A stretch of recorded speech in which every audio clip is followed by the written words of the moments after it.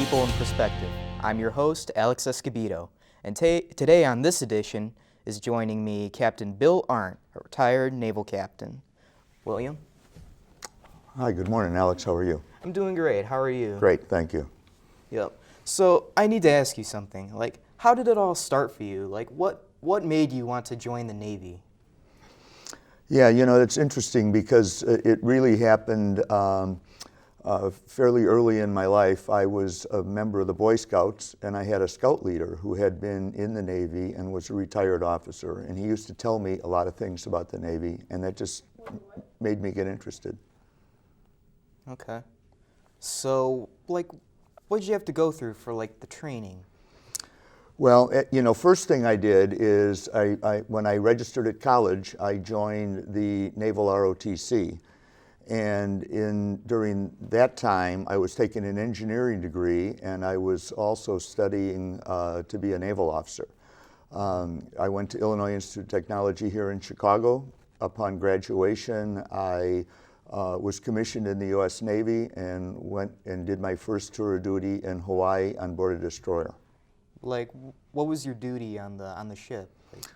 My first assignment on the ship was a job called Damage Control Assistant, and that's the officer that works in the engineering department, and that department is responsible for making sure that all of the equipment throughout the ship, whether it be the engines or the boilers or the electrical system or the phone system, all was kept operational. So we had people that had the capability of making parts and also repairing things.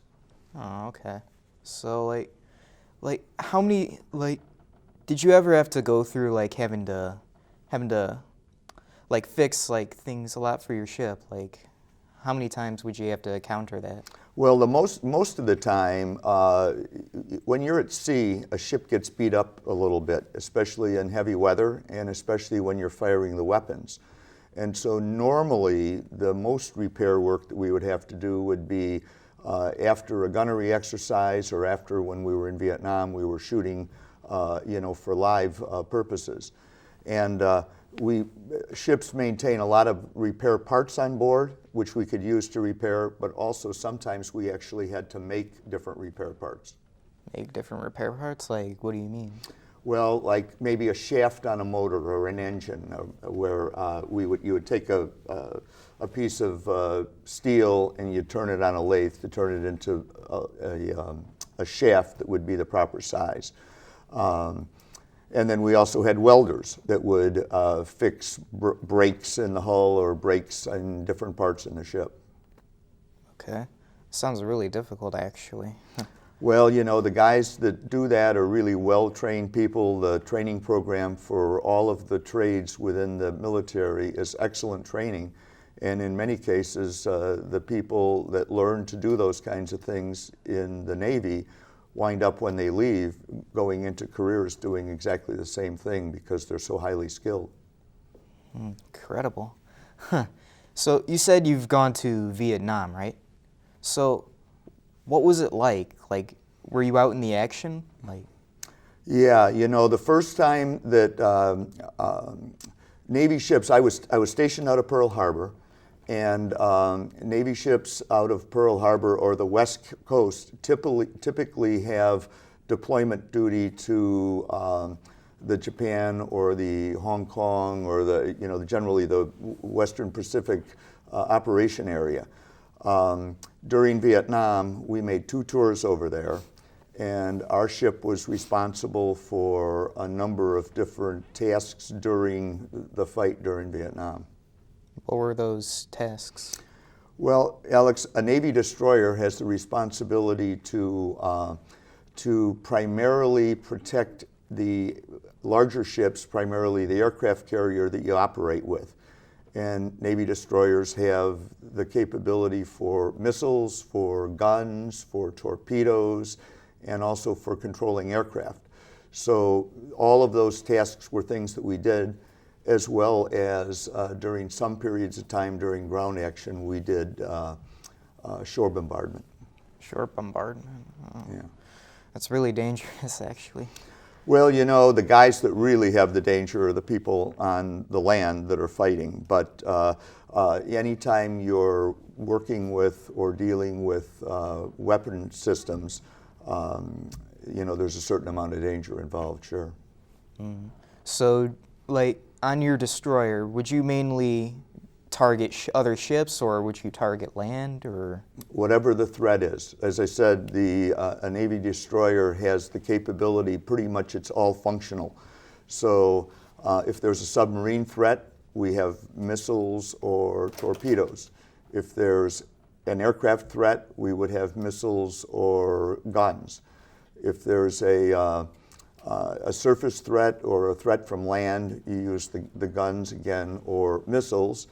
And then because we have the ability to control aircraft, any aircraft that might be based on board the carrier, when the carrier sends them up, they can control some of them, and then each of the destroyers in the screen would control other aircraft. Control meaning telling them where to go and assigning them their missions. Oh, okay. So, any like protocols at all that are required for, like, how should I word this? Let's say like another destroyer attacked like your ship. Like, what would you do? Well, that's during wartime, of course. If war is declared, then if you get attacked, you attack back.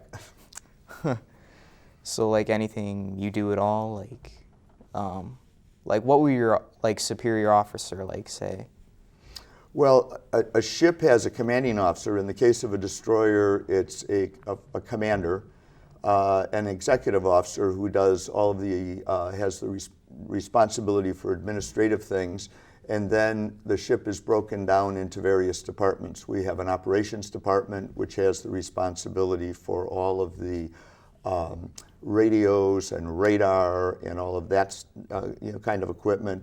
We have an engineering department, has the responsibility for the engines and for propelling the ship and repairing. And then we have a supply department that would provide the spare parts that I mentioned here earlier, and also ensure that we have enough food on board to feed the sailors and the officers that are on board. Okay. So would you get like all your supplies from the aircraft carrier that you said earlier, or? Well, when you deploy, you leave the port with a full supply of all of the food that you would need. But of course, when you're at sea for a prolonged period of time, you need to continually replenish that. And there's really a couple of ways to do that. One would be if you're operating with a carrier group, when you do go, you can go alongside the carrier and they will put lines across and transfer various equipment and food that way. You can also have supply ships, and the same kind of a procedure would happen. And then, of course, when you go into port, then one of the jobs would also be to ensure that you replenish all the supplies that you need. Okay. So how long would you often like be at sea? Like, what's the normal like amount of time that you would be out? During that period of time for destroyers, it could be anywhere from a couple of weeks to, I think the longest at sea time without going into port that I ever experienced was maybe about 40 or 45 days. Okay. Well, that's incredible job. I mean, well, it was such a great time with you, Uncle Bill. I mean, we learned a lot about you. Well, I'm Alex Escobedo, and this was People in Perspective. See you next time.